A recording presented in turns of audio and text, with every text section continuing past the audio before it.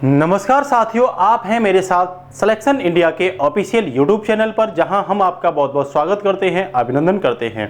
जैसा कि हमारी हिंदी की क्लास कंटिन्यूसली चल रही थी, आज हम हिंदी में आपके सामने लेके आए हैं स्वर और उसके भेद।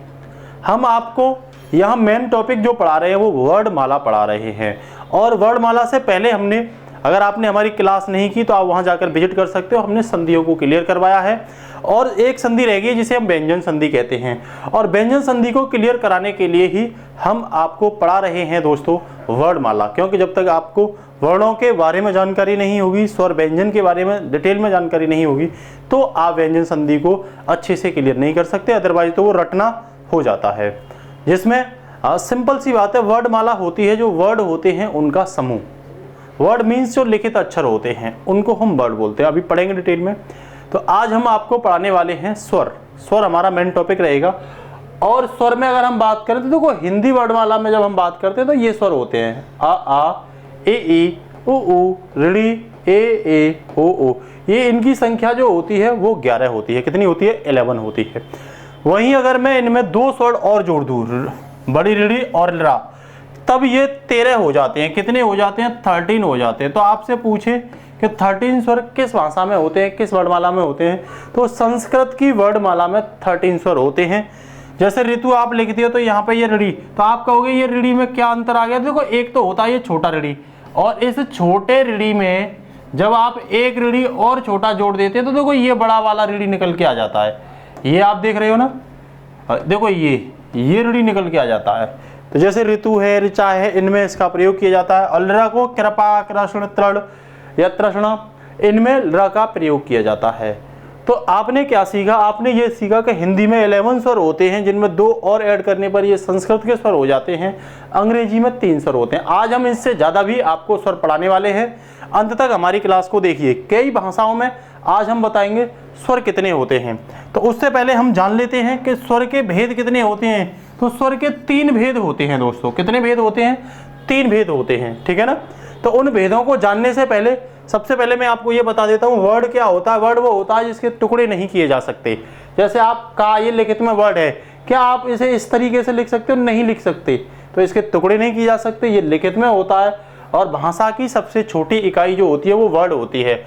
और वर्ड का ही एक आवाज में जो रूप होता है उसे हम ध्वनि कहते हैं। जैसे का है, इसे का प्लस आ आप लिख दोगे तो इसकी अपनी आवाज होती है जो दूसरों से अलग होती है, जिसे हम ध्वनि कहते हैं।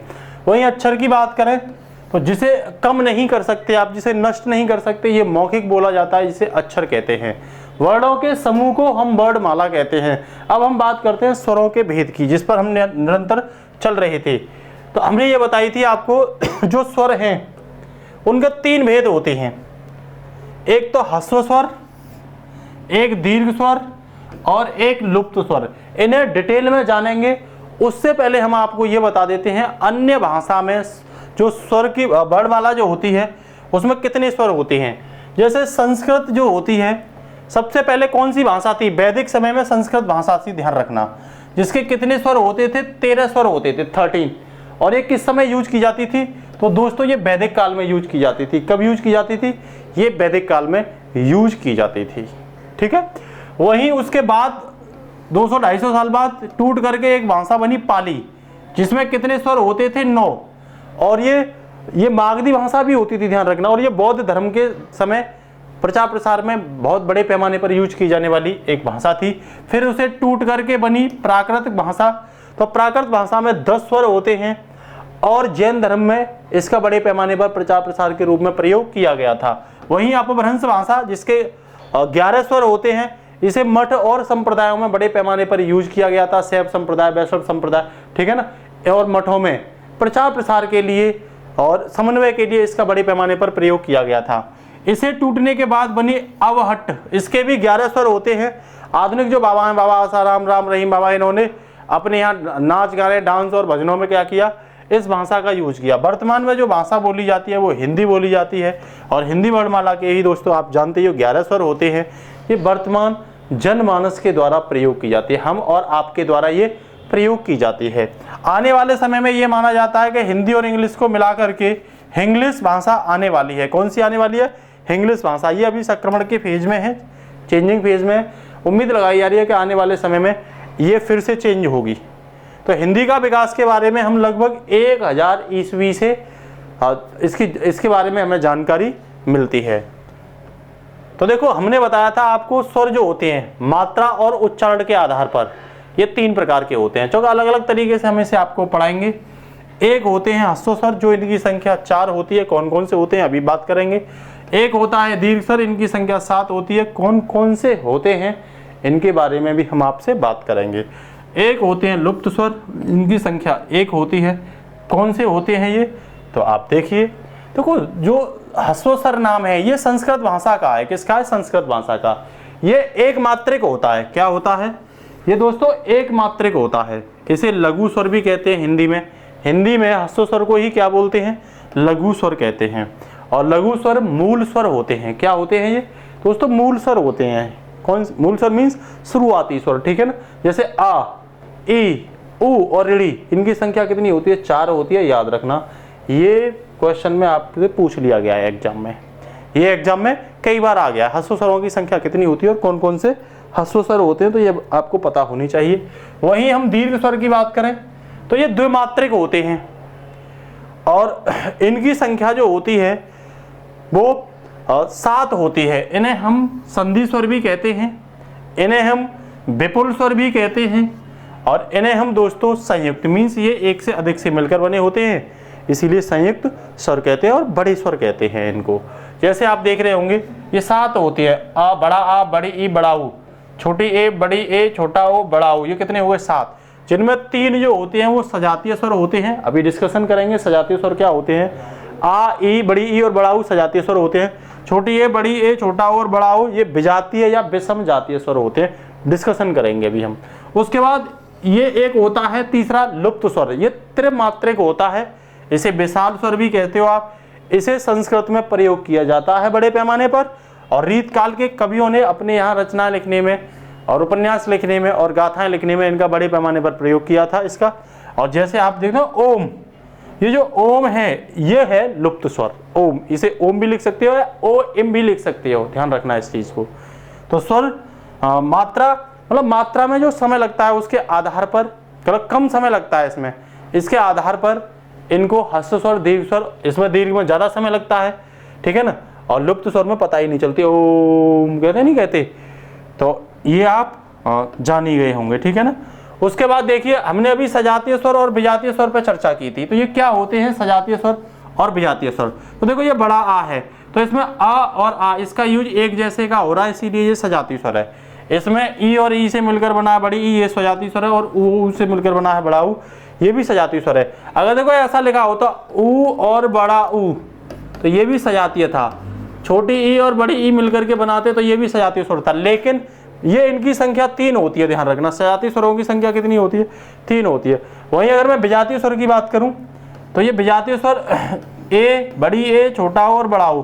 तो देखो आ और ई इनसे मिलकर के बना है तो ये अलग अलग है, बढ़ गए, तो ये विजातीय स्वर होगा। जैसे ये आ और बड़ी ई से मिलकर बना है, विजातीय स्वर होगा। अलग अलग वर्णों का इसमें यूज किया जा रहा है। ऐसा नहीं छोटा और बड़ा आ से मिल रहा हो या आ और आ से मिल रहा हो, नहीं, आ और ई से मिल रहा है, इसीलिए इसे विजातीय स्वर कहते हैं। ऐसे ही बड़ा छोटा हो आ और ऊ से, और ये आ और बड़ा ऊ से। तो आप जान गए होंगे इनकी संख्या यहाँ पे कितनी है, इस समय 4 है इनकी संख्या, ठीक है ना।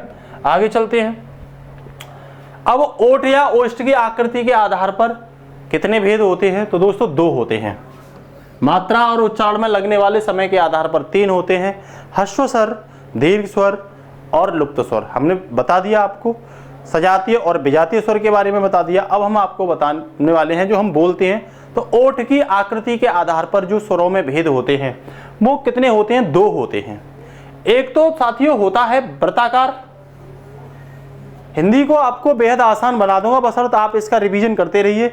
अगर क्लास आपको अच्छी लगती है तो साथियों ज़्यादा से ज़्यादा इसे शेयर करिए और शेयर करके सिलेक्शन इंडिया फैमिली को आप आगे बढ़ाने में समर्थन करें। तो वृत्ताकार जो होते हैं ये 4 होते हैं और एक होते हैं अवृत्ताकार। वृत्त आप जानते ही हो, कुछ इस तरह की गोल आकृति। तो ऐसे स्वर जो बोलने पर ओठ को गोल आकृति के रूप में प्रदर्शित करें उनको वृत्ताकार स्वर कहते हैं।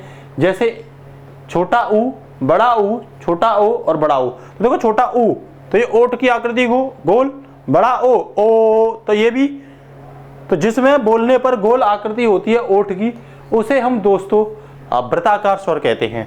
दूसरा, जिन्हें बोलने में आकृति गोल नहीं होती वो अवृत्ताकार होते हैं और जिनकी संख्या 7 होती है। कितनी होती है? इनकी संख्या साथियों 7 होती है। जैसे छोटा आ, तो आ बोल रहा हूं तो आ कहां गोल आकृति बन रही है? बड़ा आ नहीं बन रही। छोटी ई कहां बन रही है? बड़ी ई नहीं बन रही, इसमें गोल आकृति ओठ होगी। तो इनकी संख्या कितनी होती है? 7 होती है। अ आ ई ऋ ए और बड़ी ए। ध्यान रखना, ये अवृत्ताकार स्वर होते हैं जिन्हें बोलने पर ओठ की आकृति गोल नहीं होती है। एक में गोल होती है, एक में गोल नहीं होती है। जिनमें गोल होती है वो 4 होते हैं, जिनमें गोल नहीं होती है वो 7 होते हैं। जैसे छोटा ऊ, बड़ा ऊ, छोटा ओ और बड़ा ओ। उम्मीद करता हूं आपको अच्छे से समझ आ रहा होगा। नेक्स्ट, अब हम बात करते हैं जिह्वा की आकृति के आधार पर भेद, स्वरों के भेद कितने होते हैं। तो जीभ की आकृति, बोलने पर जो जीभ की आकृति होती है उसके आधार पर जो स्वर होते हैं साथियों वो 3 होते हैं। कितने होते हैं? 3 होते हैं। फिर से याद दिला रहा हूं, उच्चारण या मात्रा में लगने वाले समय के आधार पर 3, एक ह्रस्व, एक दीर्घ, एक लुप्त। और जिह्वा के आधार पर बोलने वाले 2, एक वृत्ताकार और एक अवृत्ताकार। अभी हम पढ़ने वाले हैं दोस्तों जिह्वा के आकार में। इससे पहले जो हमने बताया था वो ओठ के आकार में बताया था, एक वृत्ताकार और एक अवृत्ताकार। जिह्वा के आधार पर 3 होते हैं, एक तो अग्र स्वर, एक मध्य स्वर और एक पश्च स्वर। मतलब बोलने पर जीभ का आगे का भाग, जीभ का आगे का भाग या आगे का हिस्सा प्रयोग में लाया जाता है, उन स्वरों को साथियों अग्र स्वर कहते हैं। एक बार फिर से रिपीटेशन कर रहा हूं, ऐसे स्वर जिनके उच्चारण को बोलने पर जीभ का आगे का भाग प्रयोग में लाया जाता है, उन स्वरों को साथियों अग्र स्वर कहते हैं। अब ये कौन सी हैं? देखो, छोटी ई, बड़ी ई, ऋ, छोटी ए और बड़ी ए। छोटी ई ई ई ई, तो देखो जीभ का आगे वाला हिस्सा बोला जा रहा है। छोटी ई, बड़ी ई बोला जा रहा, नहीं बोला जा रहा? छोटी ए, बड़ी ए और ऋ में भी आगे का जीभ का हिस्सा। तो इनकी संख्या कितनी है? 5। कितनी है साथियों? तो इनकी संख्या 5। वहीं में अगर आपसे बात करूं मध्य स्वर, तो देखो मध्य स्वर केवल आ होता है, इसमें जीभ का बीच का भाग छोटा आ, तो ये जीभ का बीच वाला जो भाग है ये यूज किया जा रहा है इसमें, ठीक है ना?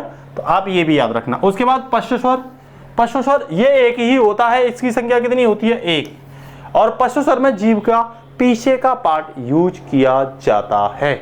जैसे बड़ा आ, अंदर का पार्ट, छोटा ऊ, बड़ा ऊ, छोटा ओ, बड़ा ओ, तो इसमें अंदर का भाग यूज किया जा रहा है। ये वृत्ताकार स्वर भी बोले जाते हैं, जो कि जब ये बोले जाते हैं तो इसमें वृत्त आकार बनता है, ठीक है ना? तो इसमें जीभ का पश्च भाग किया जाता है, यूज किया जाता है। उसके बाद साथियों कुछ क्वेश्चन हैं जो आपको जानना जरूरी है, क्योंकि जब भी हम क्लास करते हैं और उसका प्रैक्टिस ना हो, अभ्यास ना हो, तो सवाल ही नहीं बनता है। तो देखो एक चीज और मैं बता देता हूं, ग्रामीण प्रवेश की हम रिवीजन क्लास लाने वाले हैं। हमारी उम्मीद है कि ग्रामीण प्रवेश की 10-12 क्लास में ग्रामीण प्रवेश के जो मैक्सिमम क्वेश्चन है, कम से कम 1000 क्वेश्चन आपको हम कराने वाले हैं। और हमारी उम्मीद यही रहेगी कि ग्रामीण प्रवेश के सभी सवाल यहीं से आपके लिए बने। तो देखो पहला क्वेश्चन है, कुल स्वरों की संख्या बताइए। कुल स्वर, अब उसने टोटल स्वर पूछ लिए कितने होते हैं। तो देखो 11, 13, 9 और 10। तो जहां कुल आता है तो इससे ज्यादा किसी में स्वर नहीं होते, तब आप 13 संख्या लगाओगे। कुल स्वरों की संख्या कितनी होती है? 13 होती है। वहीं आपसे पूछे हिंदी में स्वर कितने होते हैं, तो आपको पता ही है, ना तो 13 होते, ना 8 होते, ना 9 होते, तो कितने होते हैं? ये 11 होते हैं। ये मैंने आपको बताया ही है। उसके बाद में फिर यहाँ मैचिंग वाला बोल दिया, कह रहा असत्य विकल्प चुनिए। असत्य कौन सा है? कह रहा दीर्घ स्वर की संख्या 7 होती है, या ओष्ठ स्वर की संख्या 3 होती है, या अग्र स्वर, ओष्ठ स्वरों के भेद 3 होते हैं, या अग्र स्वर की संख्या 5 होती है, या पश्च स्वर की संख्या 5 होती है, या अवृत्ताकार स्वर की संख्या 7 होती है, या ह्रस्व स्वर की संख्या 4 होती है। तो आप बताइए कौन सा इसमें गलत है? तो मुझे लग रहा है इसमें जो ओष्ठ है बी, ये गलत है, क्योंकि ओष्ठ जो होते हैं इसके भेद ओष्ठ के आधार पर 2 होते हैं, एक वृत्ताकार और एक वृत्ताकार। तो इस तरीके के क्वेश्चन आपके लिए एग्जाम में बनते हैं। उम्मीद करता हूं क्लास आपको अच्छे से समझ में आ रही होगी। अगर क्लास आपको समझ में आती है तो क्लास को ज़्यादा से ज़्यादा और भाइयों के साथ और छात्रों के साथ शेयर करिए, जिससे कि उनको भी इसका लाभ मिले। मिलते हैं अगली शानदार क्लास में, उसमें हम डिस्कशन करेंगे व्यंजनों के बारे में। तो आज के लिए इतना ही दोस्तों, और क्लास अच्छी लगती है तो इसे ज़्यादा से ज़्यादा शेयर करके सिलेक्शन इंडिया फैमिली में आप क्या करिए, सहयोग करिए। जय हिंद, नमस्कार साथियों, फिर मिलते हैं।